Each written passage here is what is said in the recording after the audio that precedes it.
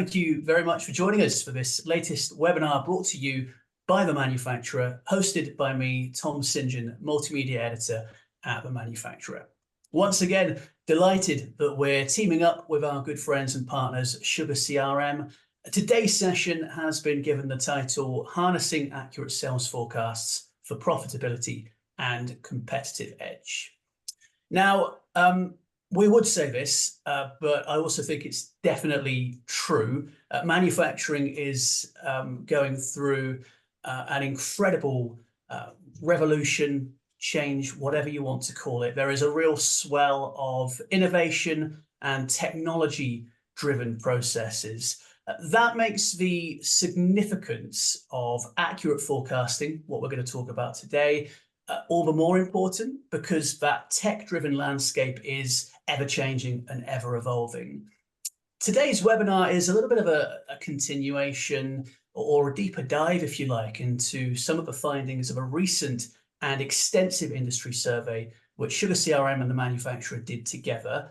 It's called Unlocking Manufacturing Growth, and it looks at and examines the pivotal role of accurate sales forecasting in manufacturing. It addresses the challenges that manufacturers face, which includes market demand fluctuations, economic conditions, the shifting customer behaviors, and that sort of stuff, all things that factor and impact sales forecasting accuracy. We've got some fascinating findings to explore and dissect, like why are just 10% of manufacturers very confident about accurately forecasting sales? This is something that we discussed in the latest episode of The Manufacturer podcast. My colleague in editorial, James Devonshire, was one of the authors of the report from our side. It also looks at, and we'll be covering a little bit more today, the how intent data with forecasting is really changing the game. Why your sales staff now more than ever need to be customer advisors, not just salespeople. And we'll also be delving into how technology can give you the competitive edge in forecasting. If you haven't realized already, this is a live webinar, so we do welcome any and all interactions. Let us know where you're tuning in from today. And of course, do get your questions in to our speakers. They're about to deliver you a presentation. So if you have any questions that pop into your head at that point, then do get them in or get them in during the Q&A session. We'll allow about 10 or 15 minutes for you to get your questions across to today's speakers. And I'm going to introduce them now without any further ado. We've got Alex McCracken. He is the marketing consultant at The Manufacturer. Delighted to have him with us. He is joined by Chief Product Manager, CPO at SugarCRM. It's Paul Farrell. Okay, gents, over to you. Thank you, Tom. Well, we're here to talk about the further deep dive of the report that Tom just mentioned. And the story behind that is that the team at SugarCRM came to The Manufacturer and said, can you tell us what it is that manufacturers are doing in terms of sales forecasting and revenue intelligence? And in all honesty, we said, no, we can't. But what we can do is we can go and ask them. So we wrote a survey and we put the survey out to our engaged manufacturing community. Now, at the point where we published it, we thought this could be a bit of a problem because we've got such a wide variety of manufacturers in our community. We've got guys who make ball bearings that just go in one particular aircraft engine. We've got manufacturers who make handbags. And we've got manufacturers who make, I don't know, nuclear power stations.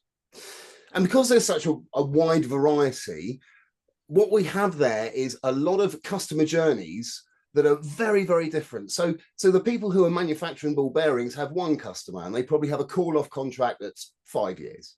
The people who are making handbags could have between 0 and an infinite number of customers, and their sales cycle could be anything from a matter of seconds to infinitely never.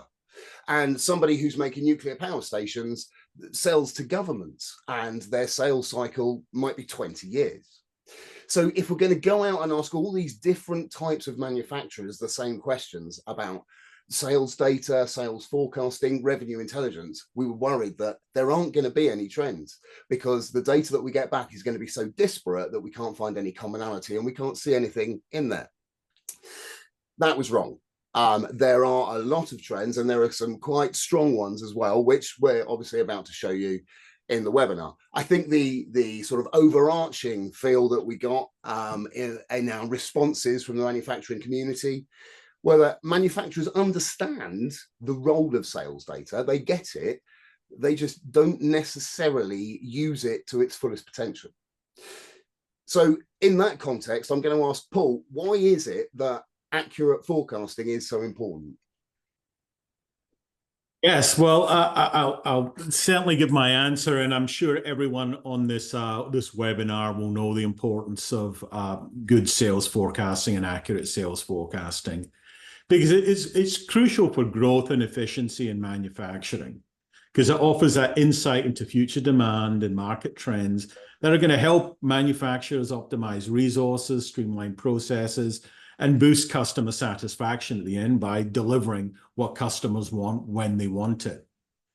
And it's more than just accounting for the forecast as well. So a lot of the time when people look at forecasting, it's about, what are the forecast numbers? How much have we converted? What's the state of that forecast? But it's proactively using all available data at hand, not only to ensure the accuracy of that forecast, but to continuously nurture it and to automatically update it by lots of other things that we know about our customers, what they're ordering, and what they should be ordering.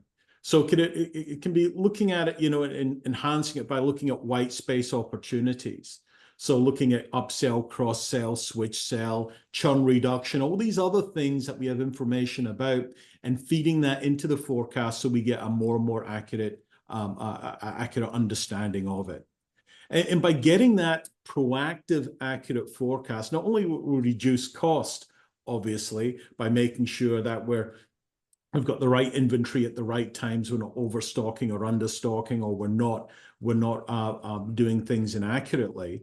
It'll help drive revenue as well by really updating the forecast with information from that white space. So we're not leaving any money on the table. Or we're ensuring that our customers aren't spending that money with competitors more specifically. And we're in a very exciting time today where new technologies are enabling companies to make the most of their data assets so that they can increase employee engagement, customer engagement, and drive revenue. Some of the technology that we're going to discuss today is evolving at an incredible pace. And so that importance of that sales forecasting is vital. Is vital so we can make the right decisions and optimize the supply chain, both inside the four walls of our business and outside of it in the way that we communicate with our customers and suppliers. So we looked at we asked our manufacturing audience about the challenges that they have in sales forecasting. I'm going to show you some of those stats now. The largest challenge was the accuracy of data. 59% of respondents reported that. One of the stats that's not on the screen at the moment was another challenge around integrating data from multiple sources. Again, another data-related challenge, and that was 37% of respondents cited that. You can see there that 30% have said that there's a high cost of technology tools, and that is an interesting one that we're going to come back to later. I know Paul's got some thoughts around the difference between high cost and value. And the one that I haven't mentioned that's on the screen, and everybody's going, why hasn't he mentioned that one on the screen? Well, it's the most alarming fact, I think, that we saw. 40% of manufacturers aren't formally forecasting sales. And that being the case, if we have an audience that aren't forecasting their sales, Paul, what is the case for them doing it? What are the benefits for sales forecasting in manufacturing? Talked about a number of these already, but again, if we get that accurate forecast, it is pivotal in driving supply and demand and ensuring that we have the right cost of inventory, the right cost of capacity, etc. When we're basically determining what we do next. So it's absolutely vital in everything that happens downstream. And the more accurate we can get it, the better we can make of those technologies. And again, companies focus on MRP and they focus on the supply chain optimization and capacity planning and all of these other things, and really streamlining their just-in-time with their suppliers, etc. And what is going to drive that most effectively is an accurate forecast coming in, so that we can make those right decisions. So it is vital to for that forecast to generate the proper downstream actions that are going to drive cost profitability and overall effective revenue. And as I said before, a lot of the time when we're looking at forecasting as well, to many people, it's just accounting for the numbers. So this is an example of sugar, where it's just showing you what the forecast is and what's been executed so far, etc. And this is, to a lot of companies, this is to the extent that they have their forecast, understanding what they think that's going to come through, what products that customers are going to order, etc., what they're setting out their plans for their sales force, etc. And they're just accounting for that. And that's quite natural, because most manufacturers are running their business through ERP products, and ERP products really are started off as accounting systems. So a lot of the time, ERP is a ledger for reporting that back. So it's about managing that transaction. And, you know, and ERP has really evolved quite substantially over a period of time. But in getting good, accurate forecasts, it's more than just understanding your numbers and the totals. It's understanding them in detail, why they've got to where they've got to, what's impacting them, so you can understand what's happening, so that you can continually improve the process and other things for capturing that forecast. So, for example, good forecasting technology not only describes the numbers, but it allows you to diagnose how they got to where they are. And actually, with Sugar, one of my favorite aspects of SugarCRM is its time-aware analytics, where not only will it tell you what the current forecast is, where you just account for it, but it'll tell you how it got there, so you can understand how to improve it. And as a matter of fact, this sort of middle, very unassuming graph in the middle is an incredibly powerful way of looking at the forecast. So the forecast last month was X, and it's now Y. What happened to it? Why did that change? It's not just a case of the numbers, but seeing what increased the forecast, what decreased the forecast, what those effects are. So it's just not getting the numbers. It's understanding them and what's impacting them. So again, when looking at sales forecasting, it's that thorough level of detail that underneath it that brings that number up there. And by really understanding that detail, then you've got a lot more ability to improve it. So it's not just data, it's making use of that data, understanding that data at a granular level, so you can drive an ever-increasing level of accuracy. Now, we also asked the community, apart from the status quo, what are you doing at the moment? What tools are you using? That sort of thing. We asked them about the future and how things are changing. And intent data was one of the trends that came out of that. So let's show you what manufacturers think about the future of sales.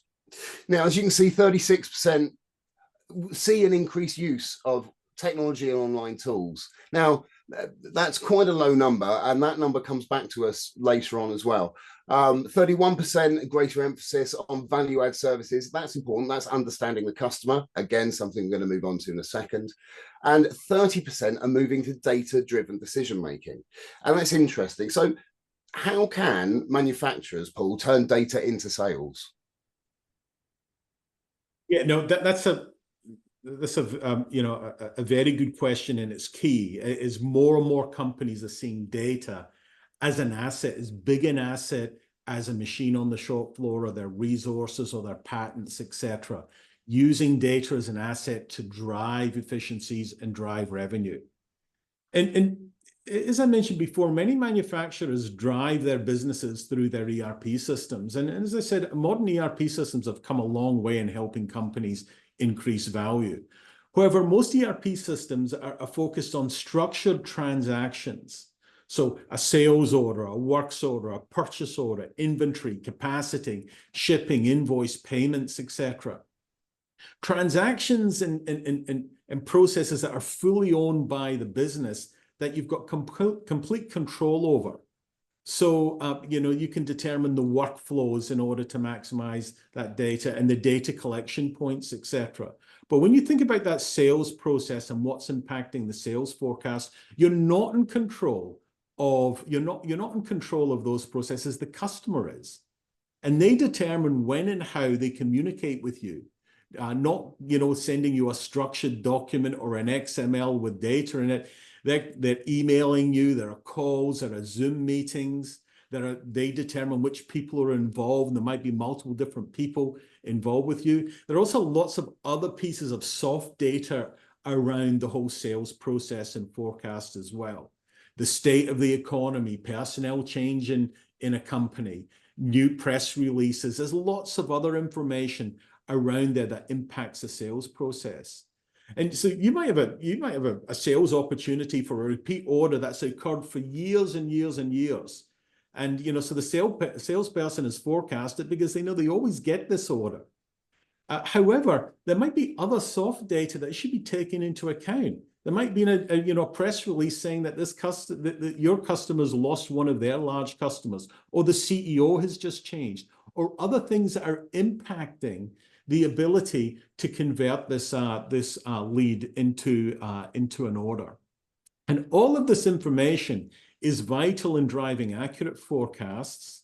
And in modern solutions like SugarCRM, really help you drive those right decisions. Again, it's just not accounting for the data and understanding the data. It's taking this data from multiple different sources, understanding what it means to drive the accuracy of that forecast. And that accuracy might be the thing that impacts your decision on buying new equipment, or upgrading or utilizing new subcontractors, or committing to purchase orders, etc. So the more that you can take of that data, understand its intent and what it means to that forecast, the better.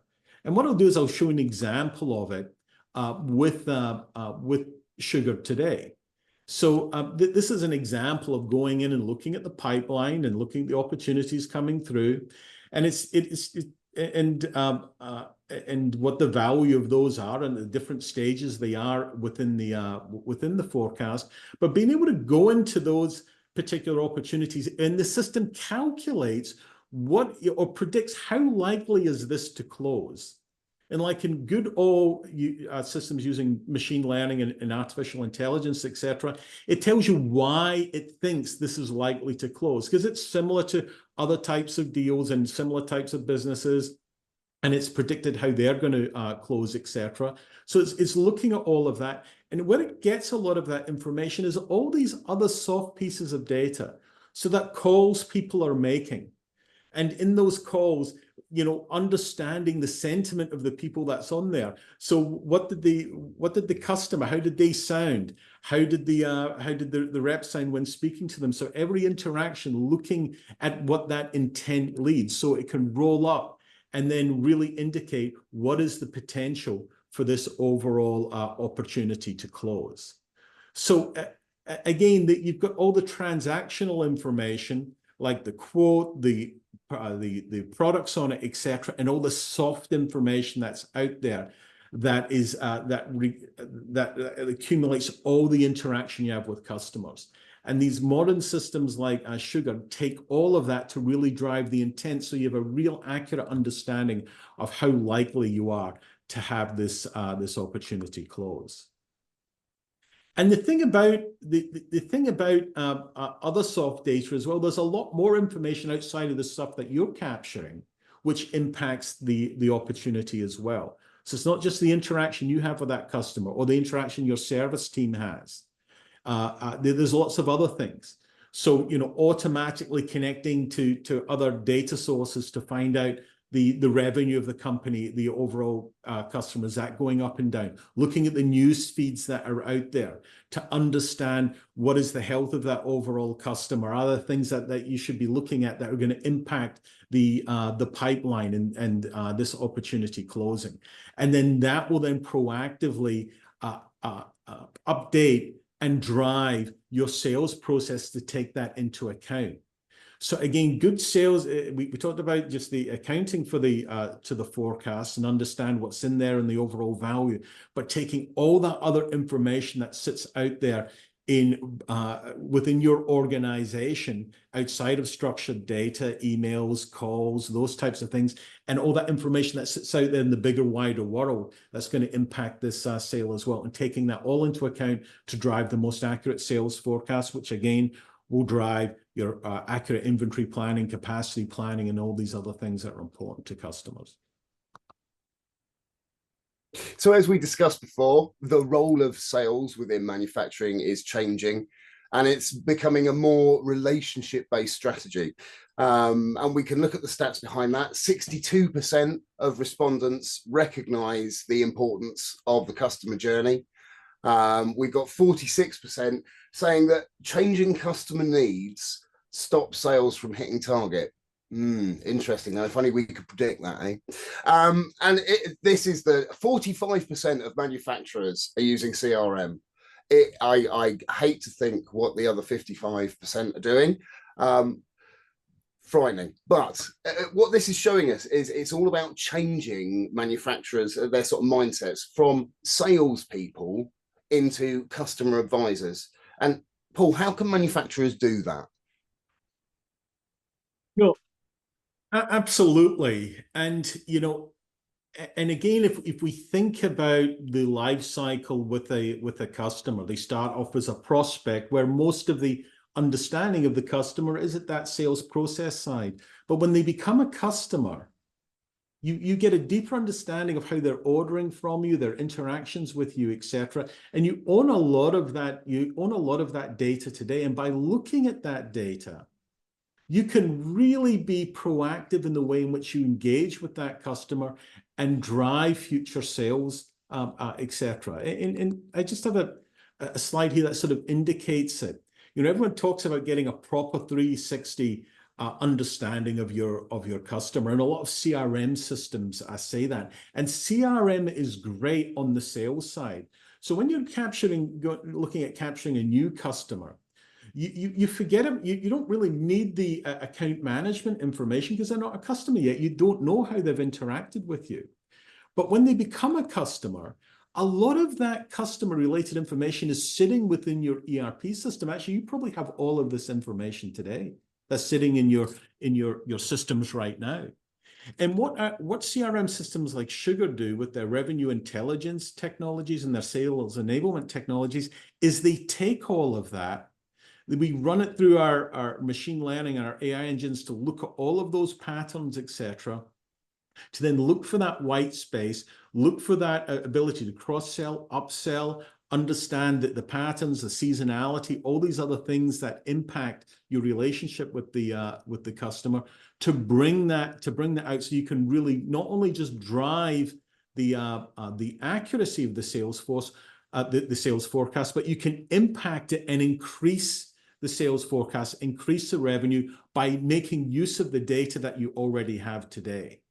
So again, this is an example of our sales intelligence technology that we have today that connects up to ERP. It takes all of that transactional data and it drives that into our revenue intelligence engine that really looks for missed opportunities, upsell, cross-sell, churn reduction, all of these other things. So it can drive that into the forecast so that you can make a better, more tuned decisions. But not only that, because it's part of the whole overall CRM suite, not only can it report on that type of information, it can then enable your salespeople to be able to take that and engage with your customers effectively. And you know, and why is this important? Well, a recent Aberdeen study said that salespeople spend up to 43 hours searching for data each month. And that is, for all manufacturers know, is a valueless task.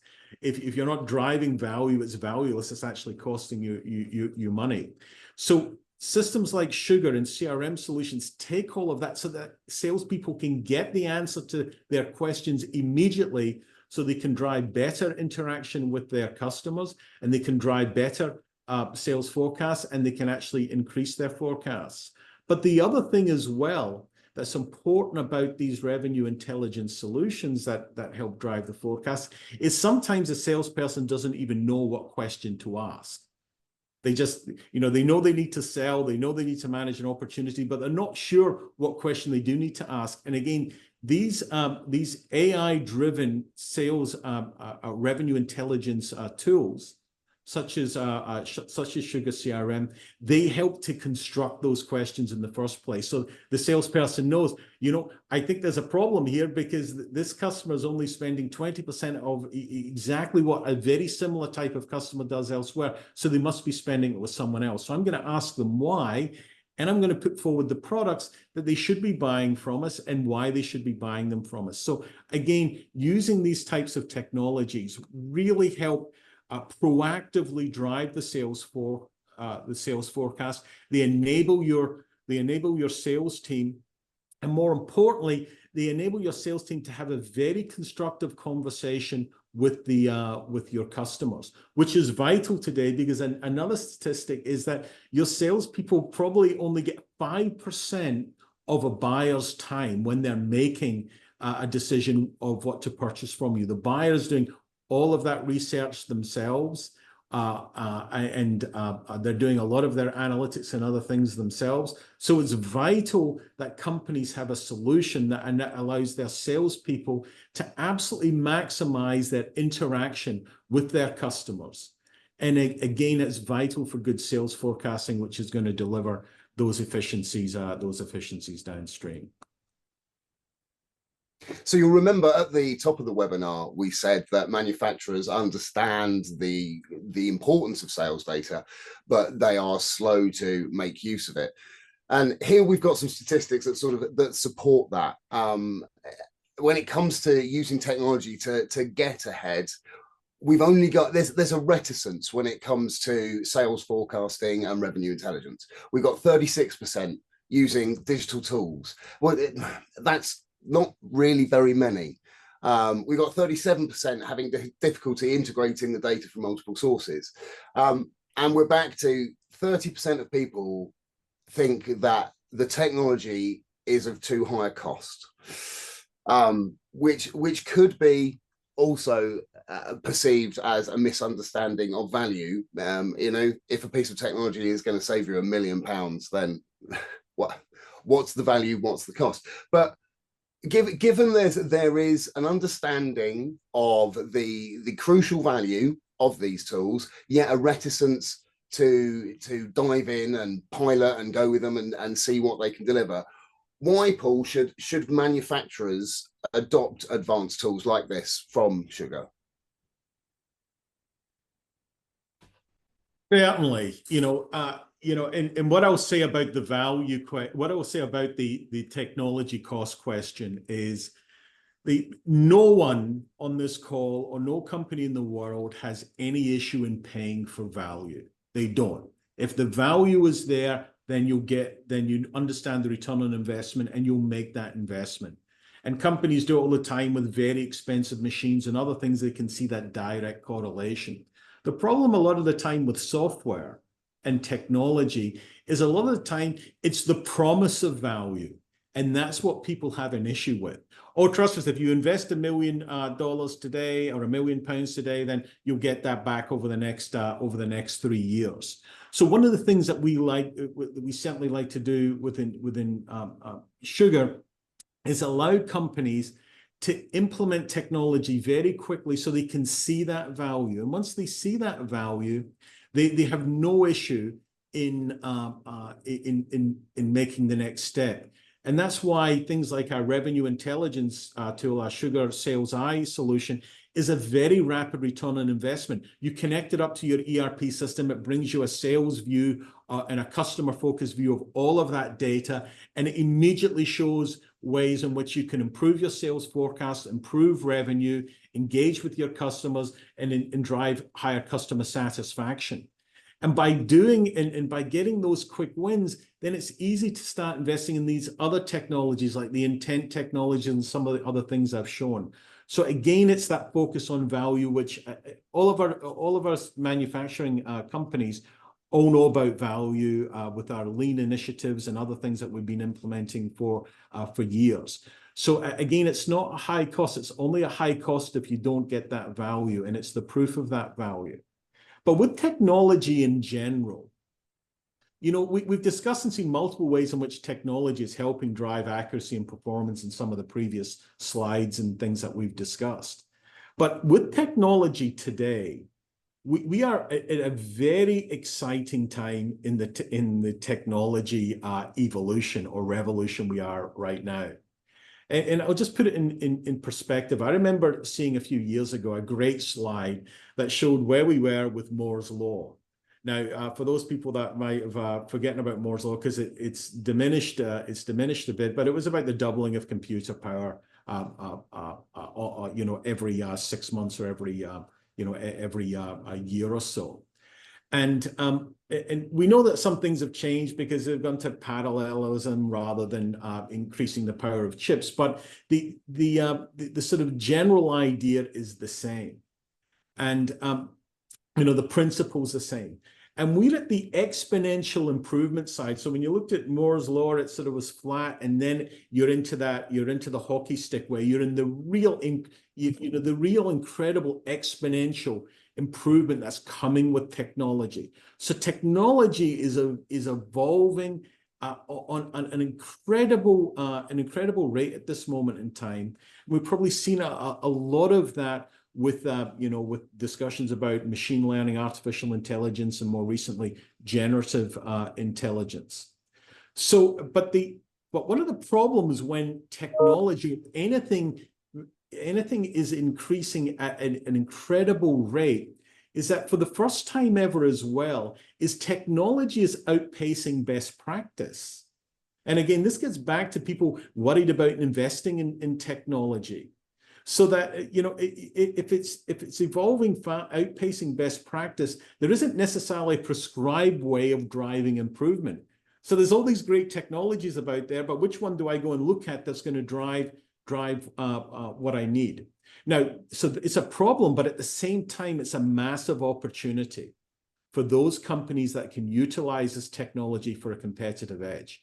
And we've seen this in multiple businesses around the world. You just need to look at Amazon, how they've used data and technology to completely revolutionize ordering, shipping, distribution, and completely disrupted retail, B2C retail, and is at the moment disrupting B2B business as well.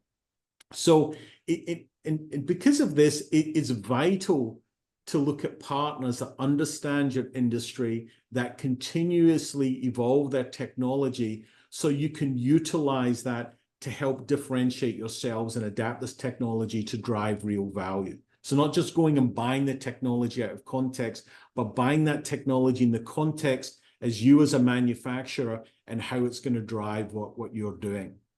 Obviously, we here at Sugar, when it comes to sales automation technology, we've got a long track record of delivering descriptive intelligence technologies, diagnostic solutions, and more recently, predictive and prescriptive technology solutions that use leading edge technologies to drive that. We're actually just about to release our latest generative AI technology, and I'm going to talk about this as a context of how getting the right technology within the right context drives incredible value and differentiation. And we're releasing it actually in a week's time. It's generally available to everyone, but we've had it out there with a number of our customers, including ourselves, for some time, just testing it. And this generative AI technology uses an intelligent summarization. And we've talked about the massive amount of data that surrounds customers and sales, from that soft data, that hard transactional data. And the amount of data out there is growing exponentially. And our new solution summarizes all of that with the most important, impactful elements identified that, you know, describe what is going on, so that everything that you need to know and what you need to do in order to succeed is there. And I'll just give you my understanding of this. As a new employee to Sugar, I've been in Sugar in just a number of months now. It was vital for me when I was being asked to help out in sales opportunities. So even though SugarCRM is a consumer-grade solution and it's easy to use, it can be difficult for a new employee to know where to look or what pertinent areas to look at to understand the state of an opportunity and how it's impacting the forecast. And just as I joined, we switched on this generative AI summarization, and it did it for me. I didn't have to hunt whereabouts on the system to understand where the opportunity was. It went through all of that and it summarized the state of the opportunity and what needed to happen, etc., in order for it to be successful. So it was incredible for me as a new employee just to understand it. But it was even more impactful, or what was more interesting, was the positive impact it made on existing experienced salespeople within our organization. As soon as we switched it on, we got unsolicited feedback from our teams almost immediately from salespeople saying that they got insight that they weren't aware of what was going on with this particular opportunity. Even though the information was there because it was all being gathered, they got incredible insight and they got recommended actions in order to close the opportunity that they hadn't thought about at all, that the system had calculated for them. So this is just a great example of technology that's driving competitive edge. And in this particular instance, how it's going to improve the forecast, improve the ability to execute, etc. And when you look at those industry-specific CRM solutions like Sugar, about 40–50% of our customers are manufacturing businesses. This ability to drive context that's particular to them, to utilize technology, not for technology's sake, but technology that's driving business benefit for the types of the types of employees and roles that you have, is incredible. So I think today, looking at technology and looking at what's out there and working with partners that understand how it's going to drive differentiation for your type of industry is going to drive probably the most rapid return on investment that's ever been available, I think, in recent years. And it's going to continue to expand. It's going to continue to improve on a regular basis. And anyone that's used any of these large learning models or any of these generative AI technologies are seeing how every month the new improvements that are coming in and the ability that they have to take massive amounts of information and pinpoint what you need in order to succeed. So, you know, I think they were some of the key things that we wanted to talk about with technology and sales forecasting, and how technology and CRM solutions, particularly industry-focused CRM solutions, can support it. But I just want to summarize a number of key takeaways to think about it. And we've mentioned this multiple times. Again, accurate, and I like this term, effective sales forecasting. There's no use saying, okay, it's accurate that we're going to do, you know, $1 million or £1 million a month for the next 6 months, if we should be doing 10 million a month. So it needs to be effective, the sales forecasting. And, you know, and it's going to deliver success across every stage of the business, whether it be our cost modeling, our infrastructure, our capacity planning. It's going to positively impact all of those areas. And feeding on from that, best-in-class forecasting is not just reporting.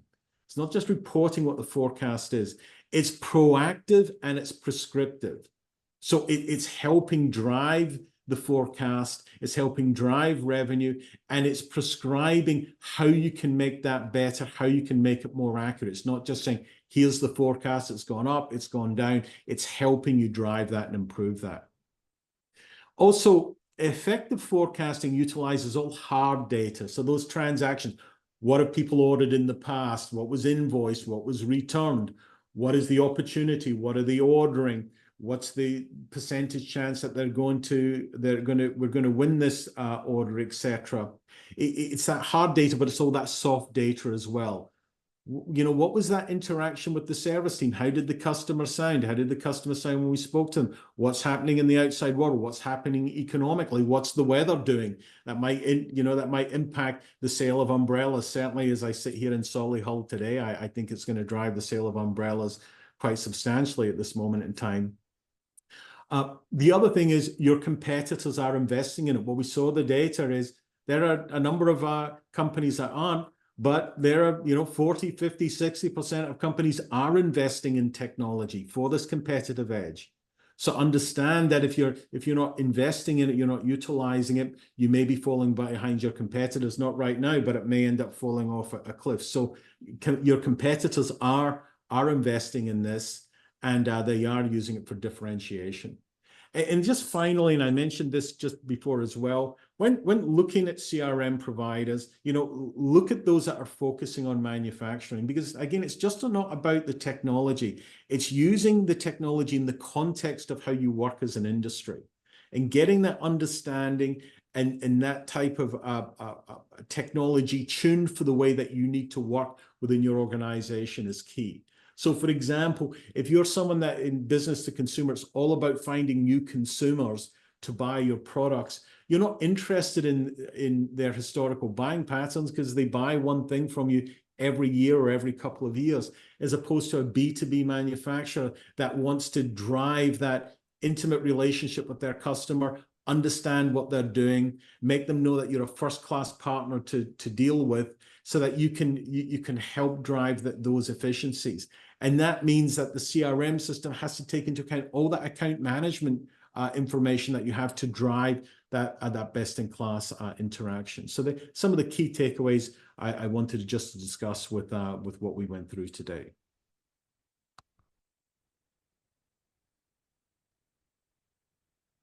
And back to you, Tom.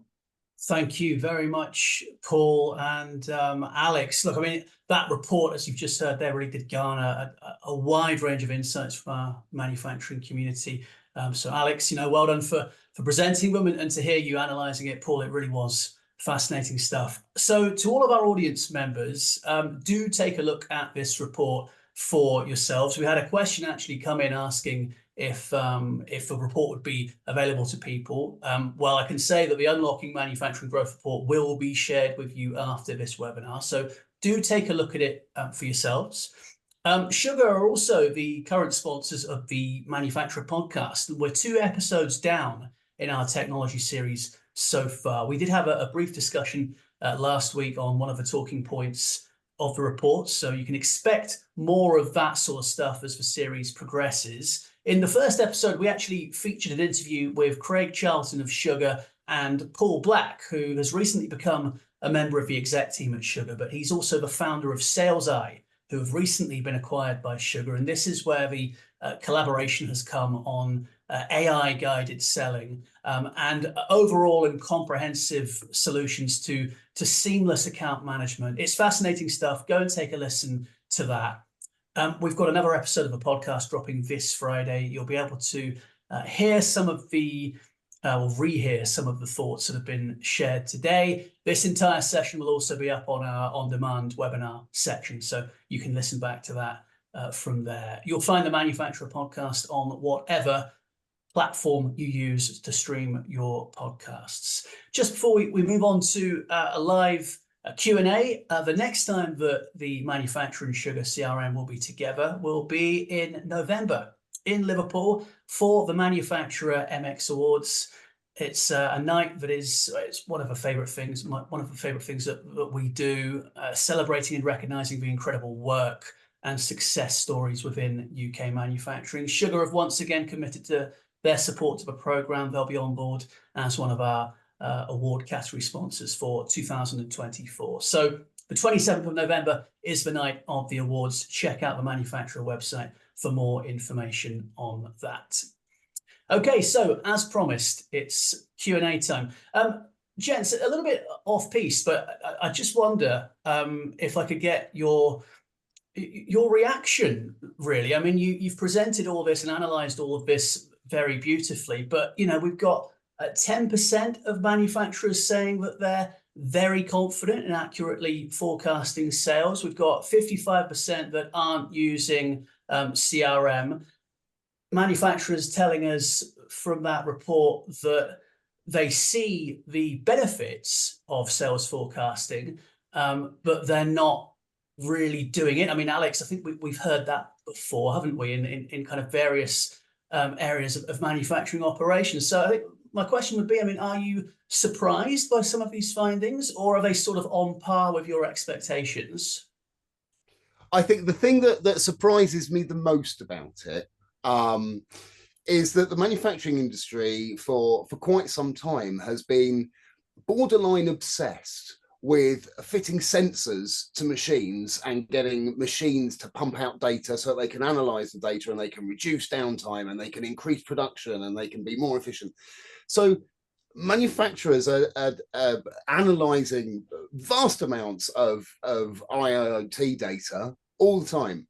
So they're used to doing it and they're used to getting the benefit from it. It's just that it seems, because of a manufacturing mindset, they're looking at production data in order to make production better, more efficient, cleaner, whatever. And they're not looking at sales data at the front end. And it's hard to quantify, but I think there's an argument that there might be more commercial benefit from analyzing your forward-looking data than analyzing your backward-looking data. And I know a lot of manufacturers will now email me telling me I'm talking rubbish, but there's certainly a discrepancy with the analytics of production data versus the analytics of sales data. Yeah, I would agree with that. And part of it is down to, all of that is within if we're a manufacturer, our control. We own all of that data, and we own the machines, and we can drive all of those processes because we know how we want it to be captured, when we want it to be captured. It's structured. Now, I know the industrial IoT is streaming data, but we turn it into transactional data. So we can drive those efficiencies because we own all the processes, we own all the workflows, etc. When it comes to the sales side, as I said, it's a lot trickier because you don't control that. And it's emails, it's telephone calls, it's Zoom meetings, it's information, big data sources out there about the economy, it's the weather. It's a whole lot of other things that are going to affect what that sales forecast is. And there are people involved that we don't have control over. So it's a lot trickier thing to get a handle on. But as you say, if you get a handle on that and you get it accurate, you can drive those downstream processes, improve them even more, take cost out, and reduce inventory, and etc. But at the same time, you can, if you get this great revenue intelligence information, you can drive an increase in revenue. So not only can you make sure that the forecast is accurate and you're closing the business you're bidding on, but the business that you're working on or bidding on, you can increase as well because you can drive more value and you can help the customer understand, your customer understand how they're going to get more value from you. So you can, and also when you utilize these technologies, not only are you utilizing your data as an asset, which is key, and you're getting better sales processes, what we found as well is it drives a far more engaged, happier sales team as well, because they can concentrate on selling. They have all the information that's needed, and they're happy because they have a better engagement with their customers. And we found that our customer's customer enjoys the interaction with their salesperson, because a lot of the time we provide them with information that they don't even know that much about themselves, about their buying patterns. So it's a real win-win situation, and there are lots of opportunities at that front end, as I say, not only to drive efficiencies, but to actually increase revenue as well as increasing profitability downstream. Let's rattle through some of these questions, gents, because we've got some good ones that have come in. Do keep them coming, folks. We've probably got around about 5 or 10 minutes to try and get them answered.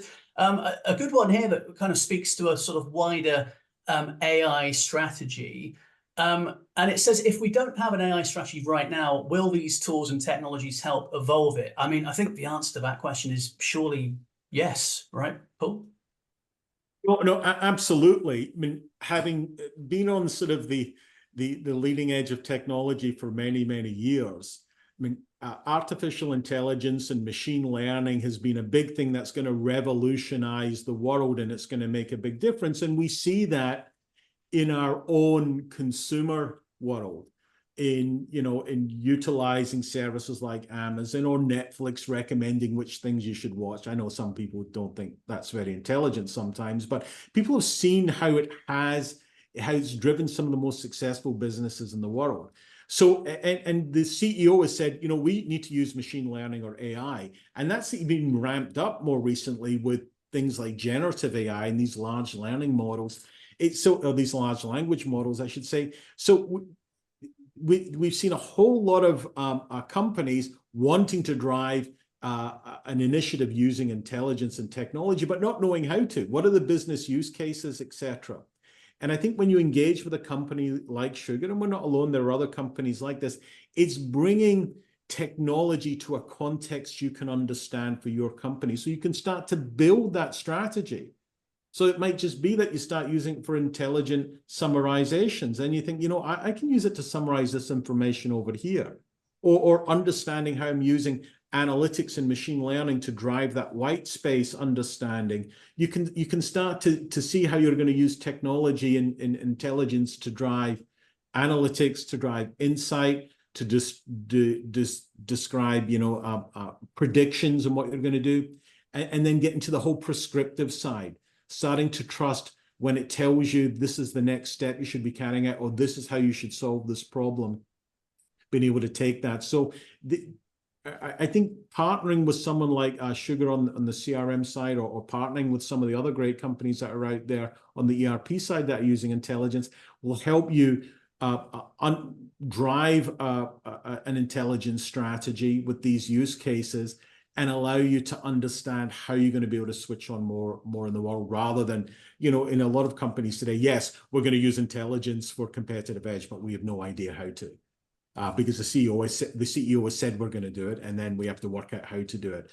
Partnering with people like Sugar is going to allow you to really bring these technologies into the forefront. And I would just, again, this is a throwaway comment, one of the best recommendations I've had for for our sales intelligence tool is when the person implemented it, their big reference for it was they got a promotion because they took technology, got rapid return on investment, and they were promoted from it. And more so than we increased revenue by 5% or reduce costs, which is all good for the overall business. But again, when you can take technology, you can get that rapid return on investment. It's context specific. It improves the overall strength and direction of the company. It also positively impacts the people that are involved with it as well on a personal basis. Anyway, I always thought that was interesting. That was why they were a great reference. It's funny you should say that. We released a report in April from the manufacturer that was AI specific. And it was called AI in Manufacturing, Where to Start. Because 63%, there you go, I'm giving you stats from a different report now, 63% of the manufacturing industry, just as you said there, Paul, they know they've got to get on board with AI, but it's too big, too scary, and they don't really know where to start. And I'm not a technology consultant, and neither do I know what I'm talking about, but it does strike me that the sales intelligence tool that you've got here is quite a self-contained place to start with AI. And if you're going to start with AI, it might as well be improving your sales, mightn't it? Absolutely. And I'll just add on to that. In 5 years' time, it'll just be commodity. It's the way things that will be written, and you won't have to worry about it. I mentioned when we were discussing this presentation that Unfortunately, I've been in the business solution space for almost 35 years now, so I'm feeling old, or let's just say tenured in it. But I remember early on, it was about relational database management systems. You had to get on a relational database management system because it's going to streamline reporting and analytics and everything else, and companies would buy a product because it was on a relational database management system rather than the features and functions of the product because they thought it was going to drive the competitive edge. And you think that very rapidly just turned into commodity. I mean, you can't buy a system that's not on a relational database management system. You think how much easier it is to do reporting and analytics today than it was 30 odd years ago. Now, some of you on the call might think, no, it's not. It's still damned hard to do reporting, but trust me, you know, when I first came on, the way you wrote reports is you started writing code to read and write records. So it streamlined all of that. So again, with intelligence, one of the good things is it will become commodity. It will be part of just an assumed way in which we run our businesses in the future. But again, if you can utilize that technology early on, it will drive a huge amount of competitive edge. Just want to move it on, fellas, to this question. This is quite an interesting question, actually.